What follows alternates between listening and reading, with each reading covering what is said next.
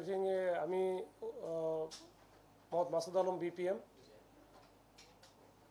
DC Ramna, আমার সাথে আছেন এডিসি ধানমন্ডি জিসানুল হক এবং আমার পাশে বাম পাশে আছেন ওসি হাজারিবাগ সাইফুল ইসলাম। তো আমরা আজকে যে বিষয়টি নিয়ে আপনাদের সামনে উপস্থিত হয়েছি সেটা হচ্ছে, আপনারা জানেন যে গত 15 নভেম্বর পশ্চিম ধানমন্ডি এলাকায়, যেটা হাজারিবাগ থানার মধ্যে পড়েছে, ওখানে একজন বাংলাদেশি বংশোদ্ভূত ব্রিটিশ নাগরিক ডাক্তার একেএম আব্দুর রশিদ তার নিজ বাসায় নৃশংসভাবে খুন হন। তো ওনার বয়সও ছিল প্রায় 82-র উপরে, 82-র মতো। তো তার সাথে সে এবং তার সাথে তার ওয়াইফ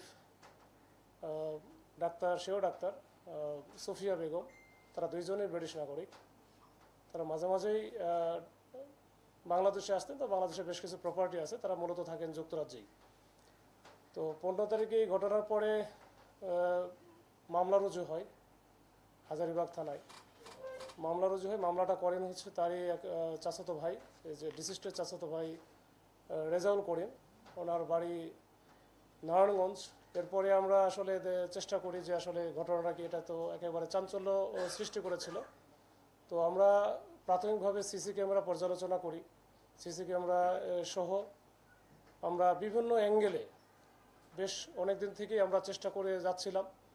এটা অনেক ডিফিকাল্ট ছিল, একটা ডিফিকাল্ট, আমাদের জন্য চ্যালেঞ্জিং একটা ঘটনা ছিল। এরপরে আমরা সর্বশেষ এই মামলার আমরা তথ্য বা রহস্য উদ্ঘাটন করতে পারি এবং এই ঘটনার সাথে যে সিসি ক্যামেরায় আমরা 3 জনকে দেখেছিলাম, এই 3 জনকে আমরা আইডেন্টিফাই করে আমাদের 2টা টিম, একটা টিম গিয়েছিল খুলনার ডুমুরিয়া এলাকায়, যেখানে ওখান থেকে আমরা 2 জনকে গতকালকে ধরি। তার একজনের নাম ছিল নাইম, আর একজন হচ্ছে রিফাত। এই 2 জনকে আমরা ওখান থেকে ধরার পরে আমরা এই মোহাম্মদপুর থেকে আরেকজনকে ধরি, শামন নামী, তাদের এই শামন নামী একজন ছিল। এই মোট 3 জনকে আমরা ধরে নিয়ে আসার পরে আমরা প্রাথমিকভাবে জিজ্ঞাসাবাদে যেটা আমরা জানতে পেরেছি, যে 3 জনই মূলত একটা রেস্টুরেন্টে কাজ করত। ওই থেকেই তাদের মধ্যে পরিচয়, এবং এই 2 জন ছিল যারা এই যে ব্রিটিশ নাগরিক এই ডাক্তার একেএম আব্দুর রশিদ, ওনার যে বাসা, নিজস্ব বাসা, এই বাসায় তারা ভাড়া থাকতো 2 জন। এই 2 জন ছিল নাইম আর রিফাত। এই 2 জন ভাড়া থাকতো। ভাড়া থাকা অবস্থায় ভাড়া বেশ কিছু বাকিটাকি ছিল, মাঝে মাঝে থাকতো, ভাড়া দিতে পারতো না, যেহেতু তারা শ্রমিক টাইপের ছিল। তো এই নিয়ে কিছু মনোমালিন্য ছিল। আবার বাসায় ঢোকা নিয়ে রাতের 10টার পরে ঢুকতে পারতো না। ওই ভদ্রমহিলা যে ছিল ডাক্তার সুফিয়া বেগম, উনি মনে হয় একটু তাদের সাথে ঝগড়া করতো বা ঢুকতে দিত না, ঝামেলা করতো। এই নিয়ে তাদের একটা ক্ষোভ ছিল। দ্বিতীয়ত, তারা 3 জন মিলে চিন্তা করলো যে তারা তো রেস্টুরেন্টে কাজ করে, তো রেস্টুরেন্টে কাজ শ্রমিক হিসেবে কতদিন কাজ করবে। তারা ওই যে রাস্তার পাশে যে বিভিন্ন রকম ফুড কোর্টগুলো আছে, এইটা একটা ব্যবসা পরিচালনার জন্য তারা নিজেরাই একটা উদ্যোগ নেয় যে আমরা তো করবো, আমাদের তো টাকা পয়সা নাই। তো তখন ওদের মাথায় আসলো, যেহেতু এই 2 জন বৃদ্ধ মানুষ, তাদের টাকা পয়সা অনেক আছে, তারা এই ইউকের নাগরিক, তাদের ছেলেমেয়েও ইউকেতে থাকে। তো ওরা 2 জন আসছে এখানে। আসার পরে তাদের বেশ কিছু প্রপার্টি বাংলাদেশে আছে অনেকগুলো, এখান থেকে ভাড়া বাবদ বেশ কিছু টাকা পয়সা আসে।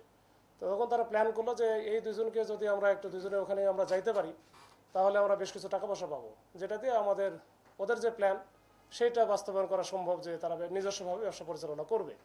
তো এই প্ল্যান থেকেই তারা কিন্তু ওই দিনই রাত্রে আনুমানিক 1:30টার দিকে তারা যায় ওখানে, যেটা আমরা সিসি ক্যামেরায় পেয়েছি।